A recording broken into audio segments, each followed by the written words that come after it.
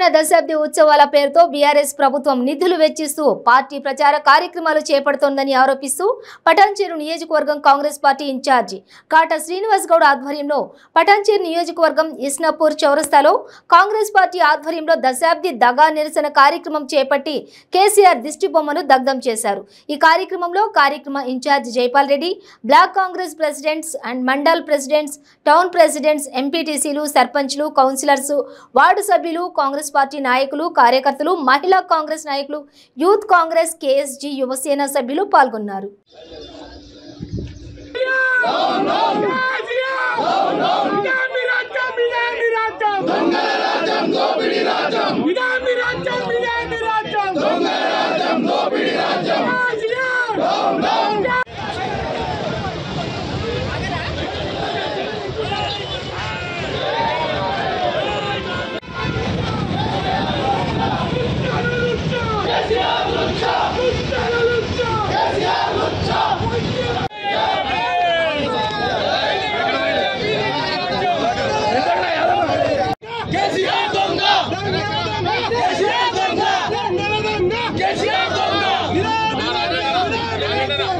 Down, down, KCR! Down, down, CM! Down, down, CM! Down, down!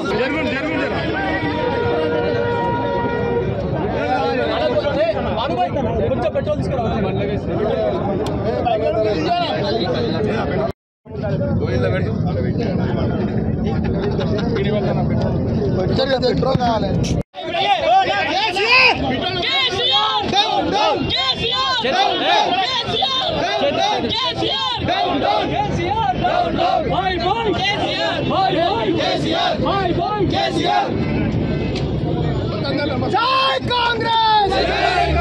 Jai Congress!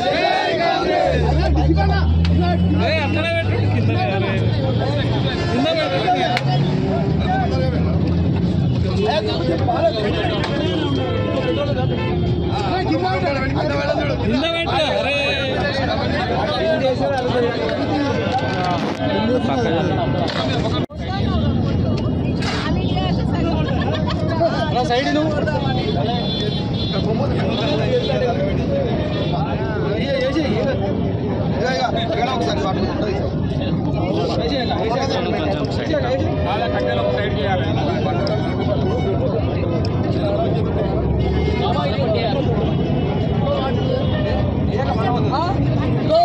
శనివారం 300 ఆదివారం రోజు కేసీఆర్ గారి శనివారం 300 ఆదివారం రోజు కేసీఆర్ గారి దినాలు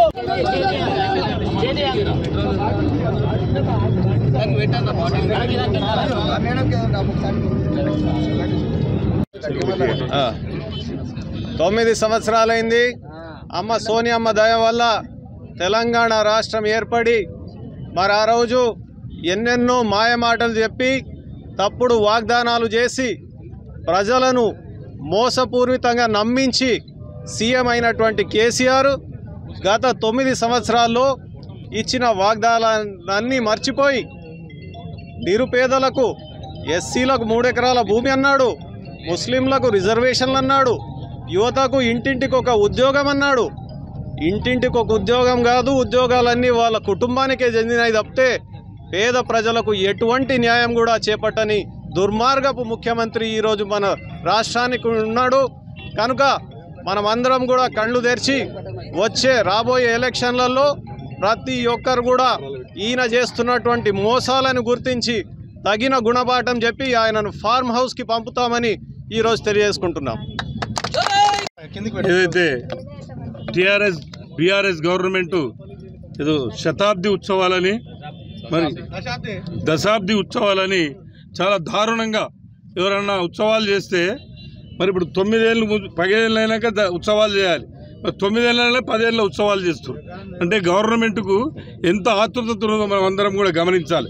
ఒక బర్త్డే చేసుకున్నామంటే 1 ఇయర్ అయినాక 2వ సంవత్సరంలో అడుగు పెడితే ఆ బర్త్డే చేసుకుంటారు। మరి ఇదేందండి ఇలా 10 ఏళ్ళ సెలబ్రేషన్స్ 9 ఏళ్ళు చేసుకోవడం అంటే ఇలా గవర్నమెంట్ డిసైడ్ అయ్యింది రేపు మనం ఎలాగో గెలవము అదేదో ఇప్పుడే చేసుకుందామని। ఈ యొక్క ఉత్సవాలు కూడా ఎంత దారుణం ఉందంటే మరి ఈ యొక్క అఫీషియల్ మొత్తం కూడా పార్టీ ప్రచారం చేపిస్తారు. ఇలా మేము కూడా కాంగ్రెస్ పార్టీలో సర్పంచ్గా ఉండి ఇలా కేసీఆర్ ఏవైతే చేసిండో అవన్నింటిని కూడా మాతో కూడా చెప్పించే పరిస్థితి ఇలా గవర్నమెంట్ చేసిందంటే ఇంత దారుణమైన పరిపాలన ఎక్కడ కూడా ఏ గవర్నమెంట్ చేయలేదు. కాబట్టి ఎన్నో రకాలుగా తెలంగాణ ఇలా నష్టపోయి ఉన్నది.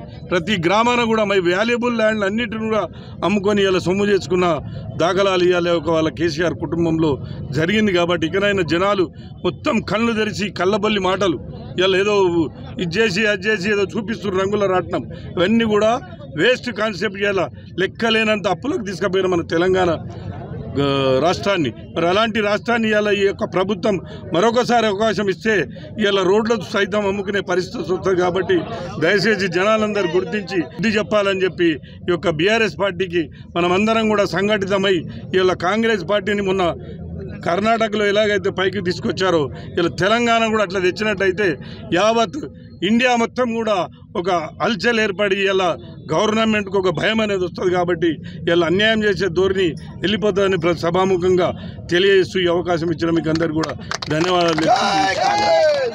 మీద ప్రజల సొమ్ము మొత్తం కూడా దుర్వినియోగం చేసుకుంటూ వాళ్ళ ఇష్టానుసారంగా ప్రజల సొమ్ము మొత్తం కూడా వాళ్ళ సొంత బ్యాంకులలోకి వెళ్ళి తీసుకొని డ్రా చేసేటట్టు పంచాయతీల నుంచి ఉన్నటువంటి జిహెచ్ఎంసీ ఫండ్ కావచ్చు, ఉన్నటువంటి మున్సిపల్ ఫండ్ కావచ్చు, ఇష్టానుసారంగా ఈ దశాబ్ది పేరు మీద, ఈ ఉత్సవాల పేరు మీద కోట్ల రూపాయలు మొత్తం కూడా దుర్వినియోగం చేస్తుంది ఈ బీఆర్ఎస్ ప్రభుత్వం అని చెప్పి ఈ సందర్భంగా మేము కాంగ్రెస్ పార్టీ నుంచి డిమాండ్ చేస్తూ ఉన్నాం, చెప్తా ఉన్నాం.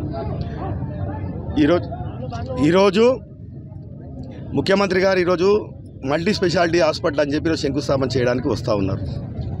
మేము ఒకటే అడుగుతున్నాం, 2018లో ఇదే పటాన్చేరు గడ్డ మీద ఎలక్షన్ స్టెంట్లో మళ్ళీ ఎలక్షన్ ప్రచారంలో బహిరంగ సభలో మరి వచ్చిన ప్రభుత్వం ఏర్పడిన 10 రోజులకే మళ్ళీ పాలిటెక్నిక్ కాలేజ్ ఏర్పాటు చేస్తామని చెప్పినటువంటి విషయం వాస్తవమా కాదా ఒకసారి టీఆర్ఎస్ ఎమ్మెల్యే గారిని కావచ్చు, ఉన్నటువంటి వాళ్ళ నాయకులను మేము ప్రశ్నిస్తూ ఉన్నాం.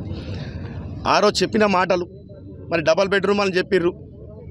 మరి ఆ రోజు దళితులకి, నిరుద్యోగులకి ఉద్యోగాలు అని చెప్పిర్రు, దళితులకి, గిరిజనులకి 3 ఎకరాల భూమి ఇస్తామని చెప్పిర్రు. ఈరోజు ఒక భూమి ఇచ్చే పరిస్థితి లేదు, ఉన్న భూములు గుంజుకునేటువంటి పరిస్థితి. ముఖ్యంగా మా పటాన్చేరులో చాలా దారుణం ఏర్పడింది. ఈరోజు ఈ ఎమ్మెల్యే గారి కుటుంబం మొత్తం కూడా రోడ్ల మీద పడి మొత్తం కూడా కబ్జాకోర్లై ఇష్టానుసారంగా సామాన్యుల్ని మధ్యతరగతి కుటుంబాలు ఏవైతే గతంలో ఉన్న లేఅవుట్లలో కొనుక్కొని పెట్టుకుంటే అవన్నీ గుంజుకుంటుకుంటా ఇలా అరాజకం దౌర్జన్యం చేసుకుంటా ఈరోజు ఇష్టానుసారంగా ఈ ప్రాంతాన్ని మొత్తం ఈ ఉన్నటువంటి ప్రజలందరినీ కూడా భయప్రాంతాలు పెట్టుకుంటా ఇష్టానుసారంగా చేస్తూ ఉన్నారు. ఈరోజు నేను ఒకటే అడుగుతున్నా, గతంలో మరి ముఖ్యమంత్రి గారు వచ్చి మళ్ళీ ఎమ్మెల్యే గారు వారి నోటి నుంచి మళ్ళీ పాలిటెక్నిక్ కాలేజ్ కావచ్చు, మరి ఇక్కడ ఏదైతే అక్కడ నుంచి ఇక్కడ వరకు ఏదైతే మెట్రో రైలు కావచ్చు, ఇవన్నీ కూడా హామీ ఇచ్చి ఈరోజు హామీ నెరవేర్చినటువంటి ప్రభుత్వం ఏదో ఉందంటే అది బీఆర్ఎస్ ప్రభుత్వం అని చెప్పక తప్పదు. మేము కాంగ్రెస్ పార్టీ నుంచి ఈరోజు కర్ణాటక ఎలక్షన్స్ తర్వాత, కర్ణాటక ఫలితాల తర్వాత ఖచ్చితంగా అదే దిశగా రేపు తెలంగాణలో కూడా ఖచ్చితంగా కాంగ్రెస్ పార్టీ విజయం సాధిస్తుంది. సంపూర్ణమైన మెజార్టీతోని రేపు ఇక్కడ ప్రభుత్వం ఏర్పాటు చేస్తామని చెప్పి ఈ సందర్భంగా తెలియజేస్తా ఉన్నా.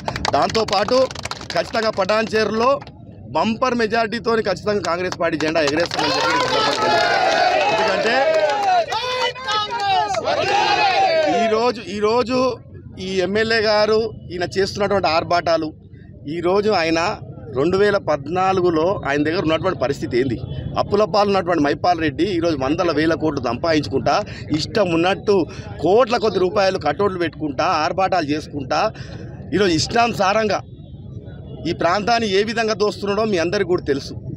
కాబట్టి మైపాల్ రెడ్డికి ప్రజలు క్షమించే పరిస్థితి లేదు, మైపాల్ రెడ్డికి ఈ ప్రాంత ప్రజలు ఓట్లు వేసే పరిస్థితి లేదు. మైపాల్ రెడ్డి ఇంకెన్ని జిమ్మికులు చేసినా, ముఖ్యమంత్రితో తీసుకొచ్చి ఇంకా 4 సార్లు బహిరంగ సభలు పెట్టినా, ఇంత నమ్మియాలని ప్రయత్నం చేసినా ఈ ప్రాంత ప్రజలు మాత్రం మైపాల్ రెడ్డిని క్షమించరు అని చెప్పి ఈ సందర్భంగా తెలియజేస్తారు.